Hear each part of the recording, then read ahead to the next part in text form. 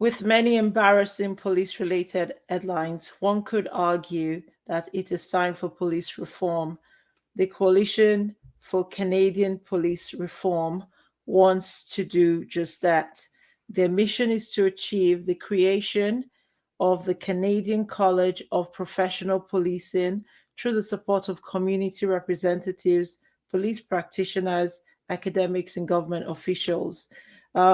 David Cassels, Chief Kelly Tamakloe, and John Lilley is there all year to tell us more about the Coalition for Police Reform. Welcome, gentlemen. Thank you for taking the time.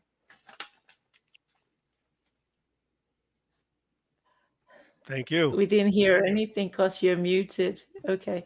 I'm going to start with David. Thank you. Thank you. Yes, thank you, Tee. Thank you. Yes. I'm going to start with you, David. Yes. Welcome. Can you tell us briefly about the Coalition for Police Reform and why it's needed? David? Yes, thank you. I couldn't hear all of your conversation, but I can explain that our coalition is formed because there's many unfortunate events involving the police. We are a group of Canadians who truly believe that the training, education, and development of police officers has to change. We believe a college of professional policing that's guided by the citizens that we serve, along with police practitioners and academics, can provide a curriculum and a basic education and training curriculum that better prepares police officers today to do the job, because they simply don't have the interpersonal skills, the empathy skills, the emotional intelligence skills, and all of the training and education they need to do a better job. And we believe the college can provide that. Thank you. John, can you tell us what more you're going to bring to the table from what obtains already? Can you distinguish between what already happens at different police colleges and the new things you like to bring in? Well, the truth of the matter is that police education in Canada is pretty disparate. There's a big variation in the number of weeks of training a particular police service may offer their recruits, ranging, I think Dave says, from about 17 weeks down to 27 weeks, then that range. And what they teach isn't necessarily what we feel should be taught. Yes, they need to know about certain technical matters, but there's a lot of other skills that need to be learned. People skills, emotional intelligence, how to talk to people and calm them with a good voice, how to relate to people on a basic human to human level. Oh, I see. Chief Tamakloe, could you explain how the Coalition for Canadian Police Reform will help police relations with vulnerable and ethnic minorities?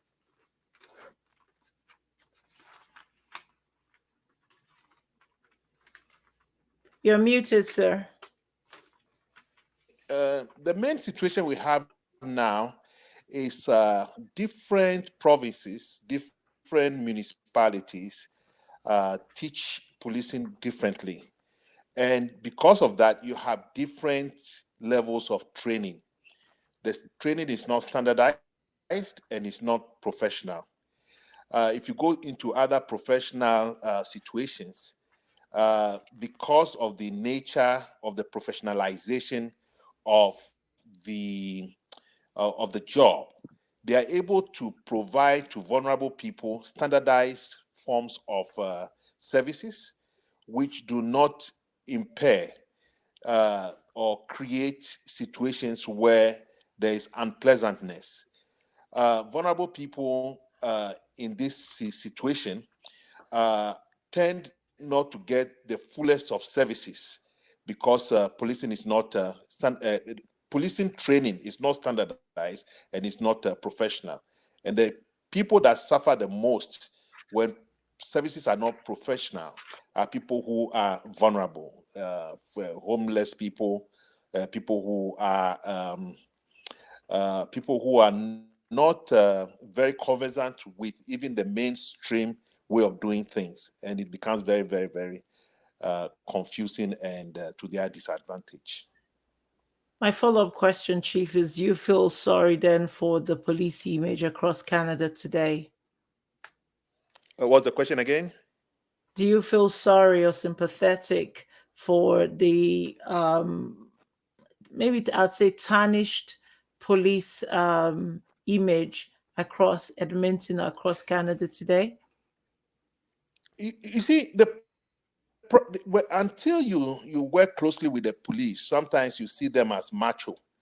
But we are very, very, very clear that even the highest rates of divorce and the highest rates of PTSD exists in the policing force. Our police people are just as human as anybody out there. So if you don't give them the fullest training, you put them at a disadvantage. And when unpleasant things happen, it's not just the community, it's the police service that suffers as well. Their families suffer. The image of the police is tarnished, and everybody goes through this high emotional pain. So by making the service a little better, you protect the police themselves, and you protect the community as well. Thank you for making that clear. David, is this a hard sell with politicians? Are you struggling to sell the ethos behind the Coalition for Canadian Police Reform? Excellent question, Tee. Initially, we had some difficulty trying to explain what we're trying to do, which is enhance and elevate the police profession. As Chief Tamakloe just described, we are not giving police officers the skills that they need to do the job. Very sincere, committed people, and that's 99% of them. However, they're put in situations where they simply don't have the skills to do the job, particularly in our changing 21st society in Canada. Now, recently, we have organizations, the Canadian Police Association, who represents the rank and file members, the Canadian Association of Police Governance, who oversee the conduct of police in Canada, and the Canadian Association of Chiefs of Police, are just beginning to understand what we're trying to do. In fact, trying to help the police officers do a better job so that they can provide a much better service to Canadians from all walks of life. So we want to make sure that we explain our mission well before the politicians formally, but we are searching and educating and getting Canadians on side to understand what we're trying to achieve, which is to help provide a better education and training and development for police officers so they can provide a better service to Canadians. Thank you, David. John, what sort of models are you looking to pattern this college after?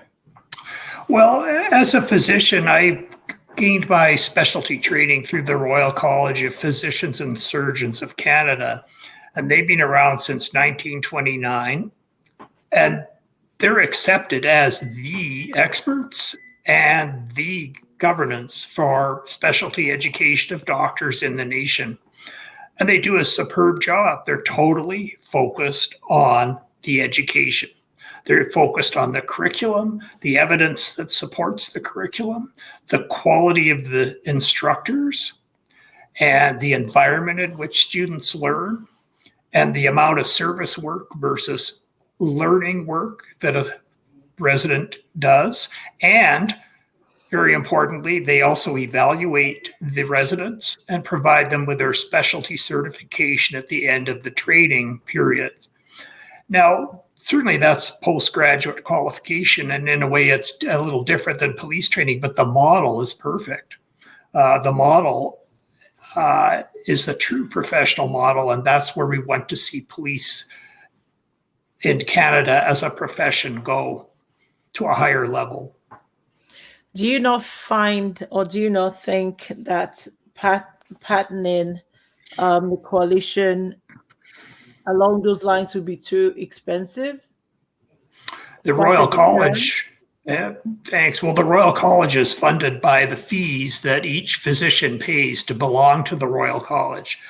And yes, it's an expensive model, but we've not talked about the funding and we've not talked about the revenue and how it might work. That's something to be decided once there's agreement that we should have a college. And I think there's a model that will work because there's some economies of scale related to what we're suggesting for government and for police services. Hey, do you want to talk to us about the economies of scale, Chief? What sort of economies of scale might we see here?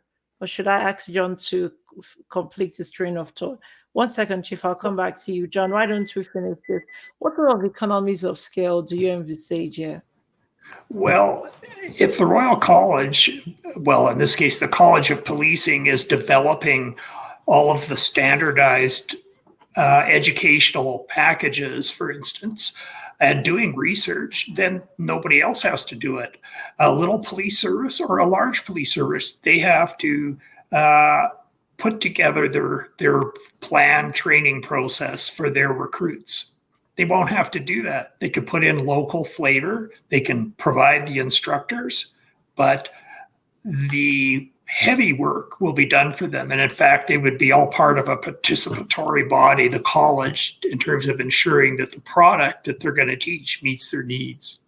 All right, thanks, John. Chief Tamakloe, what difficulties do you envisage in a coalition that represents the diversity of Canada?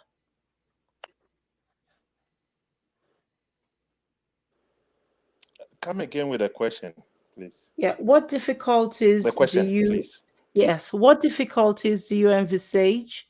What difficulties do you envisage in a coalition, a police coalition that represents the diversity of Canada? How easy or difficult would it be to get a successful national policing college that represents everyone in Canada?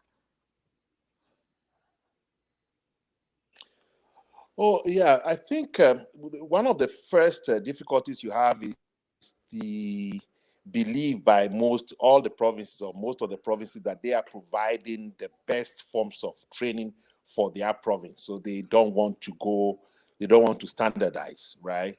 The other problem that you have is paramedics themselves understanding the importance of having this standardized professionalization across Canada in order to be able to pass a bill to support us. The other challenges that you have is the First Nations policing is a little different from municipal or provincial training. At this point, they are at the federal level, and bringing them into a coalition might also take some effort. So those may be some of the challenges that we may have to, or hurdles that we may have to overcome. We may have to engage Indigenous policing seriously for them to understand the importance of what we are doing. When we talk about corporate Canada, Chief Tamakloe, my understanding is at the top of that pyramid, it's all white. How do you get a diverse group a diverse group of citizens to represent different groups at the college? It's a diversity and inclusion it's just a matter question. of education and all right. Yes, diversity and inclusion. I think it's a matter of education for us all to understand that if we have different perspectives at the table, then we enrich the conversation. And therefore, by not including diverse people in the discussion, Canada stands to lose a lot because those are ideas that can enrich our interactions with law enforcement. I remember clearly going to a police conference, and there was a situation in Saskatoon, and the police had to spend so much money to deal with diverse community, and they were using just a Caucasian police. But as soon as they brought in somebody of color, the problem was solved in a very short time because the person could communicate clearly with the diverse community. So we have to keep educating, and we have to keep promoting and advocating for diverse people to be included in the decision-making process at the top. You've spoken well. David, can you talk to us about what the national standards will look like for the Coalition for Police Reform? I can. Thank you. And that's a very important question. Policing has tried over the last 2 or 3 decades to standardize things like the use of force and officer safety. They've tried to put together a solid, credible program or training course for police officers in Canada, and they have failed. To put it mildly, they failed. The courses that were seen to be practical 10, 15 years ago, or even 5 years ago, were sent to all of the police training institutions. And once received, the police training institutions had a different vision on what use of force, practical use of force should be, or officer safety techniques should be. And in fact, it's deteriorated to a point where in Canada, there is no consistency in the training and education of police officers with respect to use of force. And if officers are being taught, it is so inconsistent from one province to another, one police training institution from another, one city to another, that they're not doing the people of Canada a good service.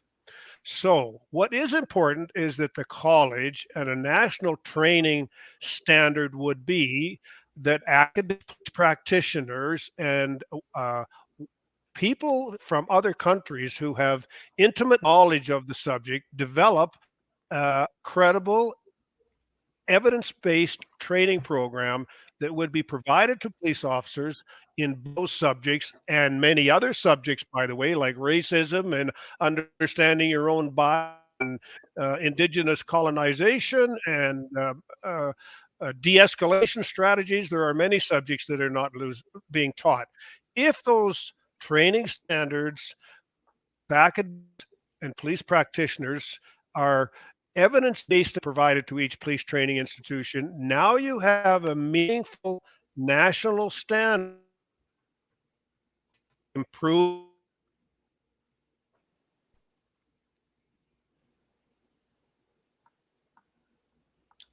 David, I believe we lost you there towards the end of your sentence. David? Okay, screen is frozen. Yes? Okay, we lost the last sentence. I'm there. sorry. It's okay. Oh, can you hear me now? Yes, we can. Yes, we can. I was saying that if the evidence-based training is standardized, then the service to Canadians will improve considerably.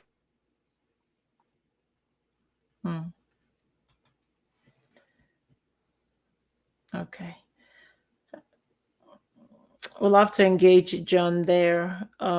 My question is, why wouldn't you start from Edmonton and maybe launch out a pilot program here in Edmonton? Why wait for a national consensus? I think, thanks, Tee. I think the truth of the matter is there's been lots of small efforts to make some change, but never a concerted effort to make transformative change. And if we work on it on a piecemeal basis, it would be a long time coming, and change is needed now. We're 20 years into the 21st century. We need a 21st century curriculum tomorrow, essentially. It may seem worse in terms of the project of convincing Canadians as a whole, but in fact, I think that's the best route to success. All right. I will let Chief Tamakloe have the final word. How have you been engaging Canada, or how do you intend to generate more productive conversations about police reform in Edmonton and across Canada?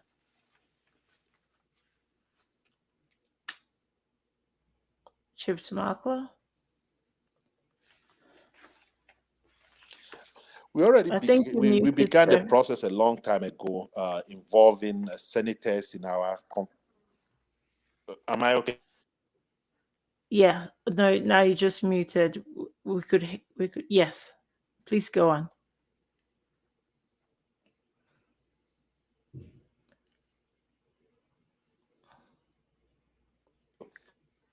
Please carry on Muted now. again. There you go. Good. That's good. Okay. So we already began this process of engaging various levels of. Yes, we be the leadership long time ago. We've talked to many senators. We've talked to many policing people at the top, and it's a little difficult to understand for some people because people are used to the provincial or the municipal way of doing things. But like John, there's a lot of economic skill. Once you police a college in place, you have one go-to place where you can get the knowledge. Research is being done. So I think we need to advocate and preach more and more to the different leadership. But Canada stands to gain a lot through this process instead of the disparate forms of training that we have now. We don't have to wait necessarily for something bad to happen again and again and again before revisiting this process. We have even childcare is being nationalized, other forms of standardizations across other services. And Okay, thank you, David. There's just one more thing I needed to check with you before you go. How would a College of Policing address issues of systemic racism? I don't think this That's connection is good. right now. There is this. Okay, good. No, that's right. Right now, there is essentially no training on systemic racism.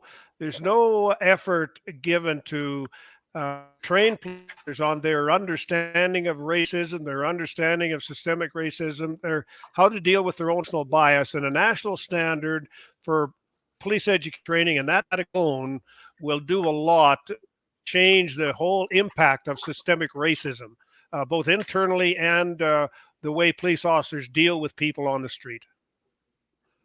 Well, David Cassels, you were a police chief at Winnipeg. You're now resident in St. Albert, Alberta. You're a consultant in policing and public safety, domestic and international. John, you were a former police commissioner and you're an active volunteer in governance and advocacy for disadvantaged populations. You're, of course, a retired physician. And Chief Kelly Tamakloe, you're a former police commissioner and a prominent leader in the Black community right here in Edmonton. You were also a former municipal and First Nations administrator. I'd like to thank you all, gentlemen, for your time today. Thank you, Thank you Tee. much, Tee, It's for been having wonderful. us. Thank you.